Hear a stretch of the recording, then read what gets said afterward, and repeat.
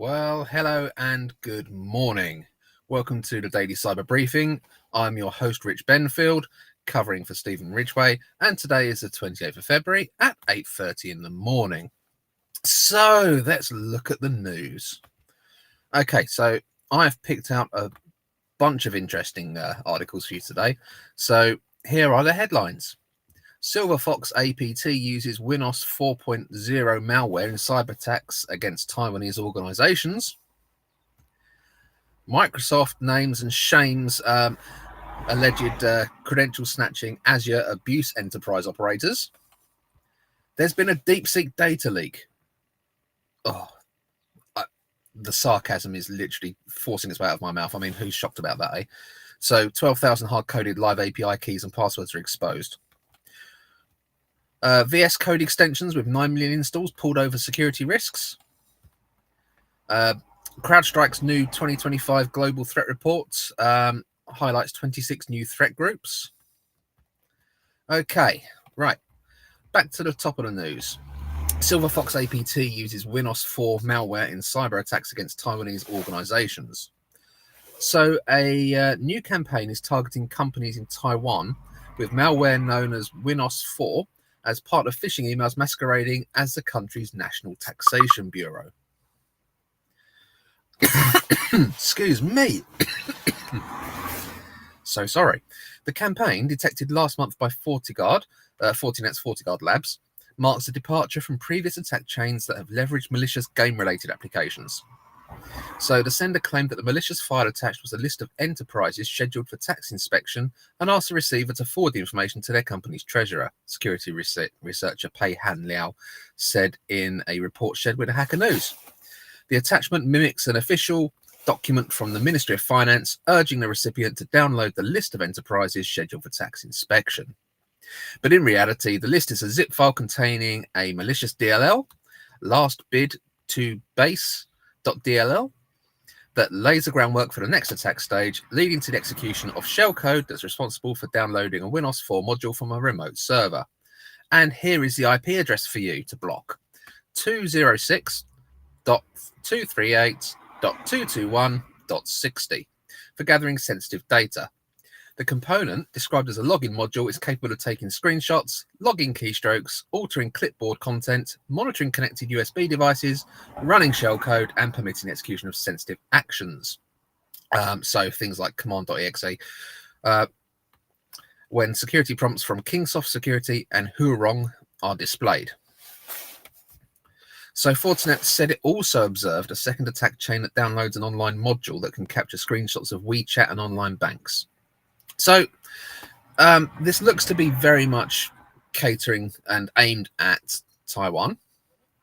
The thing is, this malware is derived from Ghost Rat, which was developed in China and open sourced in 2008. So basically, if you're at risk of Ghost Rat, then you're also at risk of WinOS. Okay, so I've given you the IP address there. I'll put the link in the socials after the end of this podcast, and then you can pick up from there and you can get it blocked, okay? Next up, Microsoft names alleged credential snatching Azure abuse enterprise operators. So, Microsoft have named 4 of the 10 people it's suing for allegedly snatching Azure cloud credentials and then developing tools to bypass safety guardrails in generative AI services. So what's been happening is that a group of malicious actors have been stealing credentials for other customers' Azure Cloud and then coding up scripts to bypass the guardrails in Azure AI. And they've basically been creating porno videos of celebrities and other people like that. So it's alleged that the gang used API keys accidentally leaked from multiple Microsoft customers to improperly access their OpenAI service. The crew then allegedly resold access to this cloud service to other miscreants and offered detailed instructions and tools to help their clients use Redmond's generative AI to produce the aforementioned harmful and sexually explicit material. So, upon filing the US federal level lawsuit, Microsoft also obtained a court order allowing it to seize web domains used by the operation. The software giant said the seizures would help it gather crucial evidence about the individuals behind these operations, to decipher how these services are monetized, and to disrupt additional technical infrastructure that they find. So that effort appears to have worked because, as Microsoft yesterday filed an amended legal complaint that names 4 of the 10 accused: Aryan Yadagania, aka Fizz of Iran, Alan Krisiak, aka Drago of the UK, Ricky Yen, aka CG Dot of Hong Kong, and Phat Phung Tan, aka Asakuri of Vietnam. So Yadagania's identity, according to court filings, was at least partially disclosed in a January 11 4chan post when an anonymous user discussed the real name of Fizz. While the Windows giant has only named 4 of the alleged crooks, it claims to have identified more of them, including 2 located in the US. And those identities remain undisclosed to avoid interfering with potential criminal investigations. Who is the Assistant General Counsel, wrote Stephen Masada, Assistant General Counsel for Microsoft's Digital Crimes Unit. However, Microsoft's court filings state a suspect that lives in Illinois goes by the moniker Cannon and created software for running a reverse proxy service used to operate the Azure Abuse enterprise. Microsoft is preparing criminal referrals to United States and foreign law enforcement representatives, Masada added. So the 4 named defendants are allegedly part of a gang that Microsoft otherwise tracks as Storm 2139. So the organization is made up of 3 types of individuals. There are creators, who develop illicit AI generation tools, providers, who modify and supply the tools to end users, and then the end users themselves, who use the software to generate content that violated Microsoft's policies, much of it centered around celebrities and sexual images. The other yet to be named criminals live in the US, UK, Austria, Turkey, and Russia. The lawsuit also alleges additional end users reside in Argentina, Paraguay, and Denmark, and appear to have used the Azure Abuse Enterprise's technology and services to generate content that is not specifically in violation of Microsoft terms of use. In other words, they knowingly gained unauthorized access to Microsoft's AI tools and used these services without paying for them, but didn't use them to create harmful content. So, that article's from the Register. Quite interesting. If you enjoy following legal cases in tech, then you'll find various PDFs linked to in that article around legal filings and things like that. So, once again, that link's going to go in the socials after this episode. Next up, shock horror as Deepseak data leak. 12,000 hard-coded live API keys and passwords exposed. So a recent analysis uncovered 11,908 live Deepseak API keys, passwords, and authentication tokens embedded in publicly scraped web data. According to cybersecurity firm Truffle Security, the study highlights how AI models trained on unfiltered internet snapshots risks internalizing and potentially reproducing insecure coding patterns. The findings follow earlier revelations that LLMs frequently suggest hard coding credentials in code bases, raising questions about the role of training data in reinforcing these behaviors. So 400 terabytes of Common Crawl's December 2024 data set, which comprises of 2.67 billion web pages from 47.5 million hosts. And then Truffle Security used their open source tool TruffleHog, and the researchers identified that 11,908 verified live secrets that authenticate to services like AWS, Slack, and MailChimp, 2.76 million web pages containing exposed credentials, with 63% of keys reused across multiple domains, a single WalkScore API key recurring 57,029 times across 1,871 subdomains, illustrating widespread credential reuse. Notably, the dataset included high-risk exposures like AWS root keys in front-end HTML and 17 unique Slack webhooks hard-coded into a single web page's chat feature. MailChimp API keys dominated the leaks, with over 1,500 instances. They were often embedded directly in client-side JavaScript, a practice that enables phishing campaigns and data exfiltration.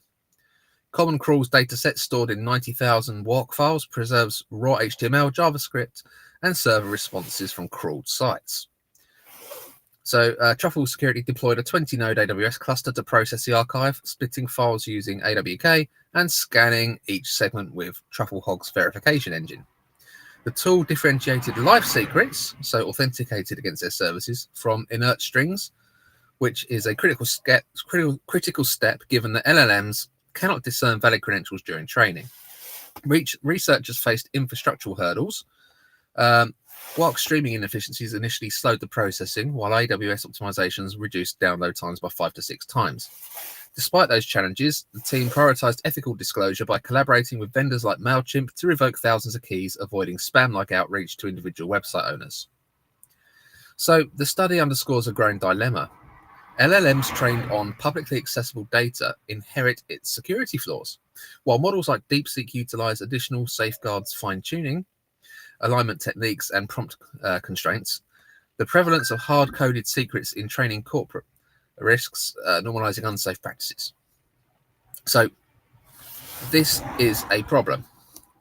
Stop hard coding things like API keys and things. And if you don't want your website essentially crawled or your services essentially crawled by LLMs, you need to block them. Okay. Once again, this article will be available in the socials. Next up, VSCode extensions with 9 million installs pulled over security risks. So Microsoft have removed 2 popular VSCode extensions, Material Theme Free and Material Theme Icons Free, from the Visual Studio marketplace for allegedly containing malicious code. Now, these 2 extensions are very popular, having been downloaded nearly 9 million times in total, with users now receiving alerts in VSCode that the extensions have automatically been disabled. The publisher, Mattia Astorino, has multiple extensions on the VSCode marketplace, totaling over 13 million installations. News of the extensions being malicious comes from cybersecurity researchers Amit Asaraf and Ite Kruk, who have expertise in scanning VSCode for malicious extensions. In a report published today, the researchers say they discovered suspicious code in the extensions and reported their findings to Microsoft. And Microsoft have removed both extensions from the VSCode marketplace and banned a developer. And that comes from a post from a Microsoft employee to Y Combinator's Hacker News. A member of the community did a deep security analysis of the extension and found multiple red flags that indicate malicious intent and reported this to us. Our security researchers at Microsoft confirmed this claim and found additional suspicious code. So we have banned the publisher from the VS marketplace and removed all of their extensions and uninstalled from all VS Code instances that have this extension running. For clarity, the removal had nothing to do about copyright or licenses, only about potential malicious intent. Fine, Microsoft have been very clear on that. So if you are running those extensions, and once again, they are called Material Theme Free and Material Theme Icons Free, they will have already been blocked essentially, and you should in theory already know about it, but if you don't, bear it in mind and recode accordingly.